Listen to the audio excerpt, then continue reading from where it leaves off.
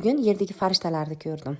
Dugonajonlarim, bugun bizni Shahrixonga to'yga taklif qilishgan edi. Biz o'sha yerga bordik. Bitta Sahibboy hoji akamiz yetim bolalarga to'y qilib berishyapti. Ulardan Alloh rozi bo'lsin. To'g'risi shunaqangi ta'sirlandim, shunaqangi bu dunyoga kelib, kibrlanib, shuncha pulni ottiribmiz, lekin birta yetim bolani ko'ynini olmabmiz deb o'zimga o'zim savol berib keldim. Bu to'yga borib, shunaqa yaxshi insonlarni, shunaqa yerdagi farishtalarni ko'rib keldim, dugonajonlarim. Hattoki qirg'izistonlik katta domla 170 ta farzandni boqib olgan, tarbiya bergan, ilm bergan qora aka bilan ham uchrashdik dugonajonlarim. Alhamdulillah shunaqa to'ylarga borib, shunaqa bolalarni ko'ynini olishlik hammamizga nasib qilsin, Allohim. Shunaqangi havasim keldi.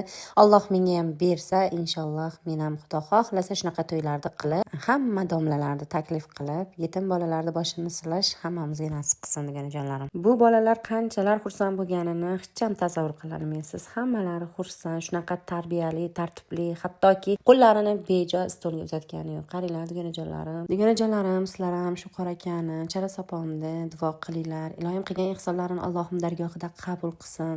Bularga birda beribdi Allohim 100 barobar qilib o'rnilarini to'ldirib qo'ysin. Men ham shunaqangi xursand bo'ldim bu qizaloqlarni ko'rib, shunaqangi ilm, shunaqangi duo qilishdi. Shularning duolari ijobat bo'lsin. Hammamiz u dunyoda 7-osmonlarda, jannatlarda birga bo'laylik inshaalloh.